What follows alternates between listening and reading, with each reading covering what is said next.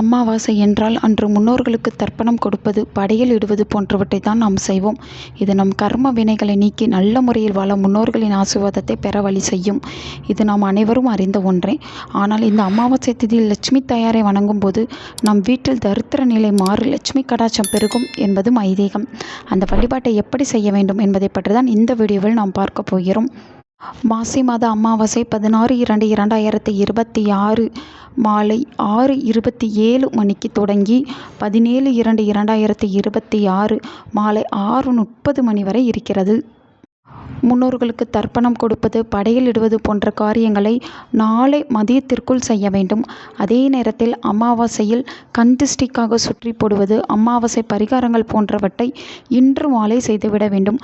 அப்படி இல்லை என்றால் நாளை மாலை 6:30 மணிக்குள் நீங்கள் அதை செய்துவிட வேண்டும்.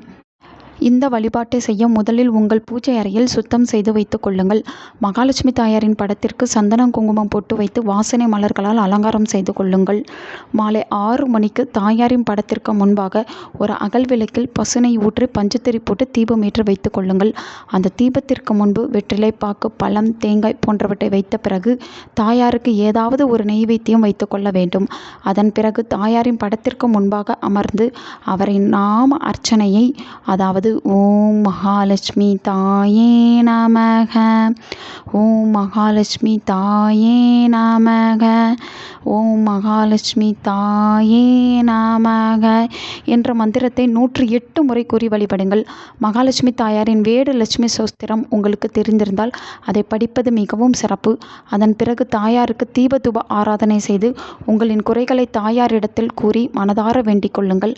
அமாவாசை தோறும் சூரிய அஸ்தமனத்திற்கு பிறகு லட்சுமி தாயாரை இப்படி வழிபடும் பொழுது நம் வீட்டின் தரித்திர நிலை மாறி வீட்டில் லட்சுமி கடாட்சம் பெருகும். முன்னோர்களின் ஆசீர்வாதத்துடன் தாயாரின் அனுக்கிரகமும் கிடைக்கும்போது குடும்பத்தில் என்றென்றும் நிம்மதியும் சந்தோஷமும் நிலைத்திருக்கும்.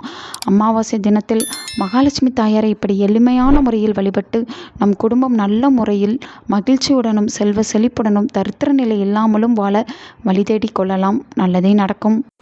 உங்கள் நண்பர்களுக்கும் உங்கள் உறவினர்களுக்கும் இந்த வீடியோவை ஷேர் பண்ணுங்கள். அவங்களும் இதை பற்றி தெரிஞ்சுக்கிடட்டும். ஆன்மீகம் டிவி தமிழ் சேனலை சப்ஸ்கிரைப் பண்ணுங்கள்.